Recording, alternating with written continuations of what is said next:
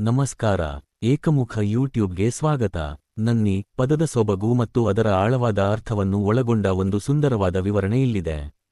ನನ್ನಿಗಳು ಕೇವಲ ಪದವಲ್ಲ, ಅದೊಂದು ಭಾವನೆ. ಕನ್ನಡ ಭಾಷೆಯ ಶಬ್ದಕೋಶದಲ್ಲಿ ಪ್ರತಿಯೊಂದು ಪದಕ್ಕೂ ತನ್ನದೇ ಆದ ವಿಶಿಷ್ಟ ಇತಿಹಾಸ ಮತ್ತು ತೂಕವಿದೆ. ಅಂತಹ ಸುಂದರ ಪದಗಳಲ್ಲಿ ನನ್ನಿ ಅಥವಾ ನನ್ನಿಗಳು ಎಂಬುದು ಕೂಡ ಒಂದು. ಇಂದು ನಾವು ಸಾಮಾನ್ಯವಾಗಿ ಬಳಸುವ ಧನ್ಯವಾದ ಅಥವಾ ಥ್ಯಾಂಕ್ಸ್ ಎಂಬ ಪದಗಳಿಗಿಂತಲೂ ಹೆಚ್ಚು ಆತ್ಮೀಯತೆ ಈ ಪದದಲ್ಲಿದೆ.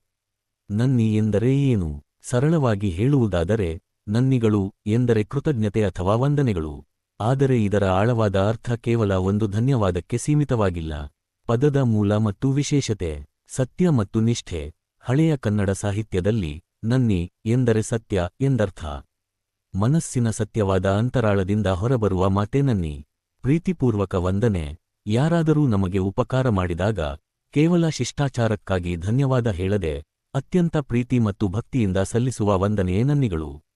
ಸಾಹಿತ್ಯಿಕ ಬಳಕೆ. ಪಂಪ, ರನ್ನರಂತಹ ಮಹಾಕವಿಗಳ ಕಾಲದಿಂದಲೂ ಈ ಪದವು ನಿಷ್ಠೆ ಮತ್ತು ಸತ್ಯದ ಸಂಕೇತವಾಗಿ ಬಳಕೆಯಲ್ಲಿದೆ.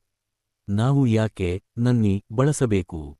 ಇಂದಿನ ವೇಗದ ಜಗತ್ತಿನಲ್ಲಿ ನಾವು ಪದಗಳ ಅರ್ಥ ತಿಳಿಯದೆ ಬಳಸುತ್ತೇವೆ. ಆದರೆ ನನ್ನಿಗಳು ಎಂದು ಬಳಸುವಾಗ ಅದರಲ್ಲಿ ನಮ್ಮ ಮಣ್ಣಿನ ವಾಸನೆ ಮತ್ತು ಭಾಷೆಯ ಗಾಂಭೀರ್ಯವಿರುತ್ತದೆ.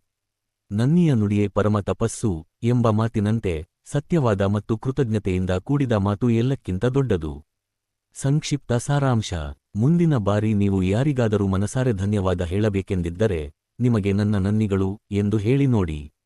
ಆ ಪದದಲ್ಲಿರುವ ಸಕ್ಕರೆಯಂತಹ ಸಿಹಿ ಮತ್ತು ಗೌರವ ಎದುರಿಗಿರುವವರ ಮನಸ್ಸನ್ನು ಖಂಡಿತ ತಲುಪುತ್ತದೆ. ಧನ್ಯವಾದಗಳು.